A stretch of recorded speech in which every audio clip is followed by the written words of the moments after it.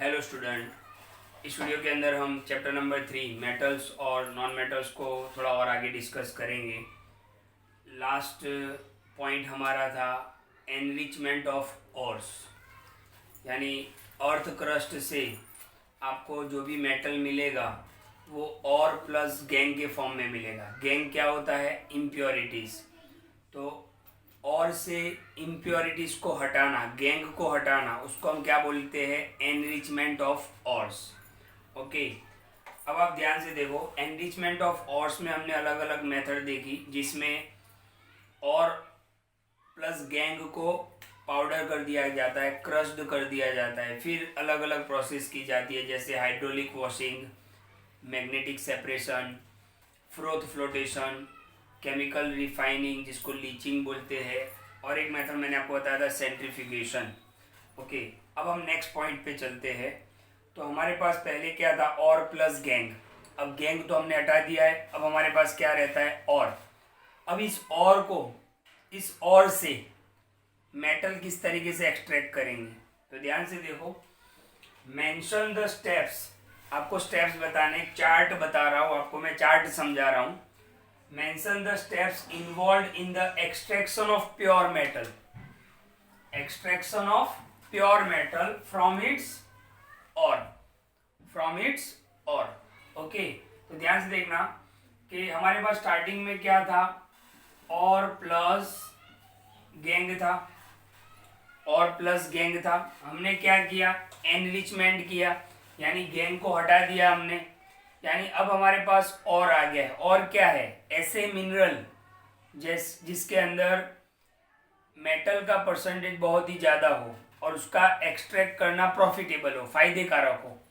तो और plus gang था, हमने गैंग पार्टिकल को हटा दिया। कौन सी प्रोसेस से? Enrichment of ores. अब हमें मेटल को ऑब्टेन करना है और से। तो यहाँ पर तीन अलग अलग हमने देखे थे कि एक तो मेटल जो हाईली रिएक्टिव है, मेटल जो मीडियम रिएक्टिव है, और मेटल जो लो रिएक्टिव है। ओके, तो इनके रिएक्टिविटी के बेस पर कौन कौन सी प्रोसेस होगी? तो ध्यान से देखो, इस चार्ट को समझते हैं, ये चार्ट आपको याद रखना है। ओके, सबसे पहले हम देखते हैं metal of high reactivity. High reactivity में कौन कौन से मेटल आते हैं आपको याद होगा? Potassium, sodium, calcium, magnesium and aluminium. ये हाईली रिएक्टिव है। इनका एक्सट्रैक्शन कैसे होगा? उसके और से। ओके, तो मेटल्स ऑफ हाईली रिएक्टिव, उनका कौन सा प्रोसेस किया जाएगा? तो इलेक्ट्रोलाइसिस। कौन सी प्रोसेस से? इलेक्ट्रोलाइसिस से। Electrolysis of molten air, molten यानी पिघला हुआ। इलेक्ट्रोलाइसिस प्रोसेस करके और को पिघला दिया जाएगा, और फिर जो भी मेटल आपको निकालना है, एक्सट्रैक्ट करना है, वो कर सकते हो। यानी आपको याद क्या रखना है यहाँ पर कि जो हाईली रिएक्टिव मेटल है उनको कौन सी प्रोसेस से? इलेक्ट्रोलाइसिस प्रोसेस से। इलेक्ट्रोलाइसिस प्रोसेस होने के बाद आपको क्या मिलेगा? प्योर मेटल मिलेगा। ओके, तो जो हाईली रिएक्टिव है इनको आप कौन सी प्रोसेस से करोगे? इलेक्ट्रोलाइसिस से, और फिर आपको क्या मिलेगा? Pure metal. हाईली रिएक्टिव कौन कौन से है? पोटेशियम, कैटरीना, कार मांगे, अल्टो, ये हाईली रिएक्टिव है, राइट। तो हाईली रिएक्टिव को इलेक्ट्रोलाइसिस से एक्सट्रैक्ट करेंगे। फिर हम चलते हैं मेटल्स ऑफ मीडियम रिएक्टिविटी। जो मीडियम है, मीडियम कौन कौन से है? जेन, फरारी, ओके, फिर भी पीबी, यानी Zn, Fe, NPB, ये जो है वो मीडियम रिएक्टिव है। Zinc, iron and lead, PB, ये मीडियम रिएक्टिविटी है, मीडियम रिएक्टिव मेटल्स है। अच्छा, ये जो मेटल है, जिंक है, Fe है और पीबी है, जो मीडियम रिएक्टिव है, उनके और दो टाइप में हो सकते हैं। एक तो या तो कार्बोनेट और हो सकते हैं, या तो सल्फाइड और हो सकते हैं, है ना। मैंने बताया था आपको और स्कोप्स, आपको ये वर्ड याद होगा, स्कोप्स, सिलिकेट, फिर carbonate, oxide, phosphate and sulphide. तो जो मीडियम रिएक्टिव मेटल है उनके और जो है या तो कार्बोनेट हो सकते हैं या तो सल्फाइड हो सकते हैं। अगर कार्बोनेट के और है तो आपको कौन सा प्रोसेस करना पड़ेगा, कैल्सिनेशन। हम देखेंगे बाद में कैल्सिनेशन क्या होता है। अगर कार्बोनेट और है तो कैल्सिनेशन प्रोसेस करना पड़ेगा, और अगर सल्फाइड और है तो रोस्टिंग मेथड करना पड़ेगा। ओके, एक्सट्रैक्ट करने के लिए, मेटल ऑब्टेन करने के लिए। जैसे आप कैल्सिनेशन और रोस्टिंग प्रोसेस करोगे आपको ऑक्साइड ऑफ मेटल मिलेगा। क्या मिलेगा, ऑक्साइड ऑफ मेटल। फिर ऑक्साइड ऑफ मेटल का हम क्या करेंगे, रिडक्शन करेंगे। क्या करेंगे, रिडक्शन। और फिर आपको प्यूरिफिकेशन ऑफ मेटल यानी मेटल प्योर फॉर्म में मिल जाएगा। तो ध्यान से देखो, जो मीडियम रिएक्टिव है कौन कौन से है, zinc, iron and lead, Zn, Fe and Pb। ये इनके और कौन कौन से फॉर्म में हो सकते हैं, तो ध्यान से देखो, या तो कार्बोनेट और हो सकते हैं या तो सल्फाइड और हो सकते हैं। अगर कार्बोनेट और है तो कौन सा मेथड, कैल्सिनेशन। कौन सा मेथड, कैल्सिनेशन। और अगर सल्फाइड के और है तो कौन सा method, roasting method. Okay, calcination और रोस्टिंग क्या है, मेथड है। कैल्सिनेशन और रोस्टिंग मेथड से आपको क्या मिलेगा, ऑक्साइड ऑफ मेटल मिलेगा। कैल्सिनेशन और रोस्टिंग जो है वो मेथड के नाम है एक्सट्रैक्ट करने के लिए। उनसे आपको क्या मिलेगा, ऑक्साइड ऑफ मेटल मिलेगा। क्या मिलेगा, oxide of metal. Oxide of metal मिलने के बाद हम क्या करेंगे, रिडक्शन। तो ये भी एक प्रोसेस है, रिडक्शन भी क्या है, प्रोसेस है। ओके, और उसी रिडक्शन करने के बाद आपको प्योर मेटल मिल जाएगा। ओके, तो ये था मेटल्स ऑफ मीडियम रिएक्टिविटी।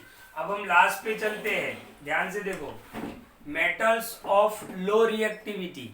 अच्छा, लो रिएक्टिविटी में कौन कौन से आते हैं, तो आपको याद होगा, गोल्ड, सिल्वर, कॉपर, मर्क्यूरी, ये आते हैं। कौन कौन से आते हैं, कॉपर, Cu, मर्क्यूरी यानी Hg, okay, silver and gold. Okay, silver and gold. Okay, तो ये लो रिएक्टिविटी, बिल्कुल लिस्ट रिएक्टिव मेटल है। ओके, क्यों मिली सिल्वर ऑडी। ओके, आपको याद होगा जो मैंने स्लोगन दिया था। अच्छा, इसमें सिल्वर और जो गोल्ड होते हैं, सिल्वर और जो गोल्ड होते हैं वो फ्री स्टेट में मिलते हैं। कौन से स्टेट में मिलते हैं, फ्री स्टेट में, यानी नो नीड टू एक्सट्रैक्ट।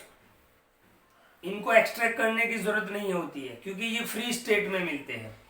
जबकि कॉपर और मर्क्यूरी, कॉपर और मर्क्यूरी जो है वो कंबाइंड फॉर्म में मिलते हैं। ओके, तो मेटल्स ऑफ लो रिएक्टिविटी है उनके और कौन से फॉर्म में होते हैं, सल्फाइड फॉर्म में। ओके, जैसे मैं आपको बताऊं, कॉपर आपको मिलेगा CuS, कॉपर सल्फाइड के फॉर्म में मिलेगा।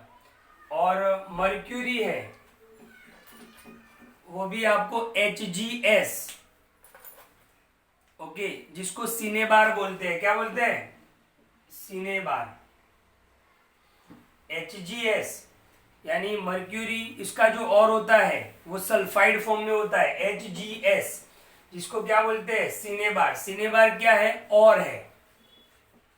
सिनेबार क्या है, और है। किसका और है, मर्क्यूरी का।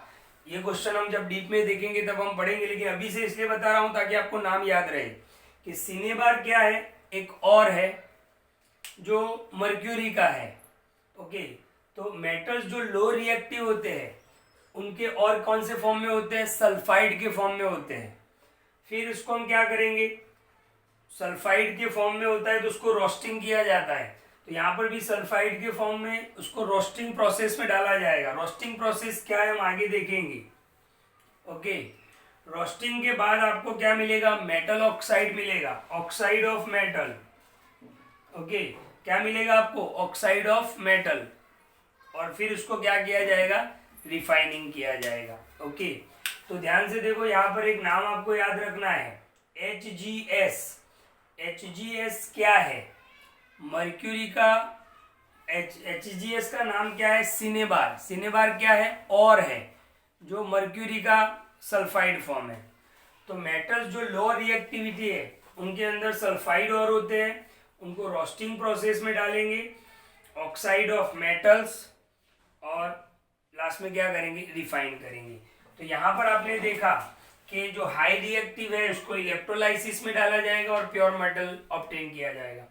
जो मीडियम रिएक्टिव है उनमें दो टाइप के और हो सकते हैं, कार्बोनेट है तो कैल्सिनेशन प्रोसेस, सल्फाइड है तो रोस्टिंग प्रोसेस। कैल्सिनेशन और रोस्टिंग से क्या मिलेगा आपको? ऑक्साइड ऑफ मेटल मिलेगा, फिर उसका रिडक्शन किया जाएगा और फिर आपको प्योर मेटल मिलेगा। जबकि मेटल्स ऑफ लो रिएक्टिविटी जिसके और किस में होते हैं? सल्फाइड के फॉर्म में होते हैं, रोस्टिंग किया जाएगा, ऑक्साइड ऑफ मेटल मिलेगा और लास्ट में रिफाइनिंग। तो ये पूरा एक चार्ट है। ये चार्ट किसके लिए है? वापस एक बार क्लियर समझ लो। Extraction of pure metal, pure metal निकालने के लिए कहाँ से? From its ore, from its ore. तो ध्यान से देखो, इस चार्ट को आपको तैयार करना है, ओके। और इस वीडियो को बिल्कुल ध्यान से देखिए और क्लियर करें।